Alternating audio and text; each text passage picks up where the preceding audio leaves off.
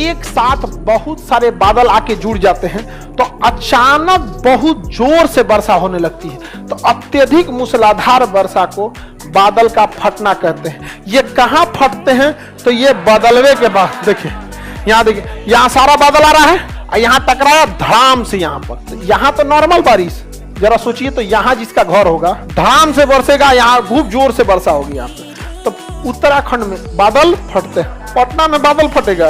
यहाँ कौन पहाड़ है? बिगना पहाड़ी। बादलों में साउंड कैसे होता है? साउंड क्यों नहीं होगा?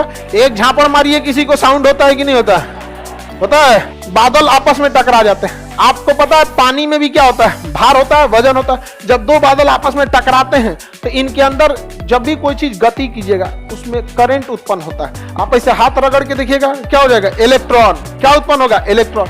और इलेक्ट्रॉन अधिक मात्रा में होगा, उसी को क्या कहते हैं? इलेक्ट्रिसिटी। तो जब बादल बहुत जोर से टकराते हैं तो इलेक्ट्रिसिटी उत्पन्न हो जाता है। ये कई लाख वोल्ट का होता है, 2 से 2.5 लाख वोल्ट होता है। हम लोग को मारता है 220 वोल्ट या 440 वोल्ट, मार के झनका देता है। और 1 लाख वोल्ट का होता है, मार दिया किसी के ऊपर ना तो कहानी खत्म। तो बारिश जब भी जो बिजली गिरते हैं उस समय कभी इंसान को गति नहीं करना चाहिए, क्योंकि जैसे आप गति करिएगा आपके शरीर के इलेक्ट्रॉन एक्टिव हो जाते हैं और ऊपर से बिजली जो गिर रहा है वो अपने रिश्तेदार खोजता है और उसका रिश्तेदार कौन है?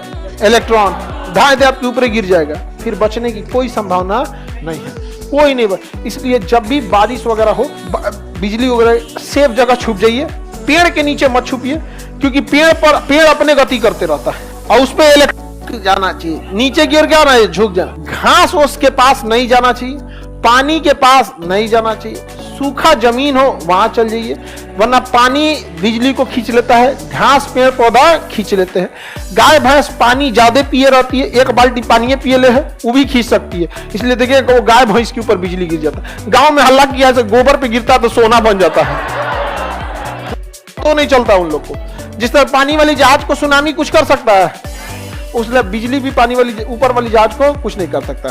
पीपल के पेड़ पर ज्यादा गिर जाता है, जिसमें पत्तियां ज्यादा होंगी, इलेक्ट्रॉन की मात्रा ज्यादा होगी, उस पर बिजली का आकर्षण ज्यादा होगा। नहीं जी, अभी भी इसको जमीन से होता है, वो बिजली को लेकर जमीन पे भेज देगा, आपको टेंशन लेने की जरूरत नहीं है। टावर के ऊपर क्या होता है? होता है हाँ, ट्रांसफार्मर पे तो और आराम से गिरेगा। ट्रांसफार्मर तो इलेक्ट्रॉन का घर है, से 2 लाख वोल्ट होता है। हाँ? बनता कैसे? रगड़ाने से इसे बनता है। हाथ रगड़िए, ऐसे कलम नहीं रगड़ती हो, इलेक्ट्रॉन हो जाता है कि नहीं? इतनी चूंकि कलम अगर इलेक्ट्रॉन उत्पन्न कर सकता है तो बादल तो 1-2 जिला के बराबर होता है। 2 जिला आपस में रगड़ाएंगे, कितना भयानक बिजली पर उत्पन्न होगा। और उतना बड़ा बड़ा बादल टकराते हैं, एगो ऊपर एगो नीचे, तो कड़कड़ा के बारिश हो जाता है। आगे बढ़ जाए। बिजली क्यों गिरता है? वही इलेक्ट्रॉन को। बिजली कभी भी किसी चीज के अंदर नहीं जा सकती है, वो बाहर ही रहता है। आज जो उड़ता है वो उड़ता है समताप मंडल में, और समताप मंडल में कोई बादल उदल नहीं होता है। तो बिजलियां गिरेगा कैसे? रे लोल ऊपरे रहेगा। किसी भी एयरपोर्ट से उतरने से 200 किलोमीटर पहले, कितना किलोमीटर?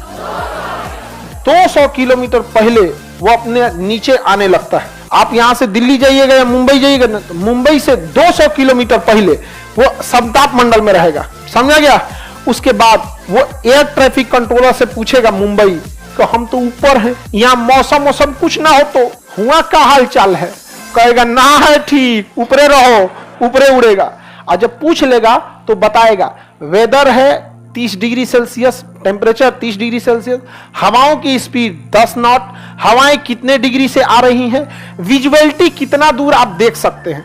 तब पायलट बोलता है कि now we are on 37,000 feet, very soon we are going to descend to Mumbai, Delhi, जहां पे भी। और वहां पायलट आपको भी बोल देगा the visuality of Mumbai airport is 5 kilometre, temperature 30 degree Celsius, prepare for landing. तू सब अपना जितना थरिया गिलास लोटा दिले रहती है खाने होने के लिए सब ले लेना, दियो चाचा कह बचलो है ना तो रख लेना साथ में सब भर के ले लेंगे आप। और जैसे हो जाएगा तो केविन क्रू बोल देगी सब थरिया लोटा रख लिए हैं, क्योंकि केविन क्रू को भी तो बचाना जरूरी है ना। वो बेचारी टहल रही है, आप समताप मंडल से लेके चलाएंगे क्षोभ मंडल में पता चला बारिश है, बादल है, इतना ऐसे घिलने लगा, बेचारी वो उलट गई कहीं। यहाँ पे हो जाता है, यहाँ पे एक जहाज का छतवे उड़ गया था, खुल के छतवे उड़ गया, ऊपरा का छत होता है ना, उधिया गया कैसे, वो आया जैसे नहीं, छत में उड़ गया यहाँ पर। उसमें कोई नहीं मरा था, केवल एक एयर होस्टेस जो उस समय खाना दे रही थी। यहाँ उड़ा ना तो बाहर में तो हवाओं का प्रेशर कम रहता है, अंदर ज्यादा प्रेशर रहता है, प्रेशर वहां फेंक दिया इसको बाहर। अब सब लोग को सांस लेने में दिक्कत हुआ। पायलट समझदार था, तुरंत समताप मंडल से कहां लाया, मार देता ऊपर, ठंडा मर जाता आदमी, तो कहां ले गया है समताप। तो ये परेशान, बताइए ये कोई क्वेश्चन है कि सर समताप मंडल में जहाज रहता तो बारिश उतरेगा ना जी? हाँ, बिना छत का उतरा था, बिना छत का उतरा था। पायलट को समझे में नहीं आया हुआ क्या है, पिछवा के छत में उड़ गया था आधा दूर से, जजिया के इतना दूर का आधा दूर का छत में उड़ गया था इतना। अब पायलट के ऊपर पते नहीं चल रहा उसको, हाँ खुल गया ना छत।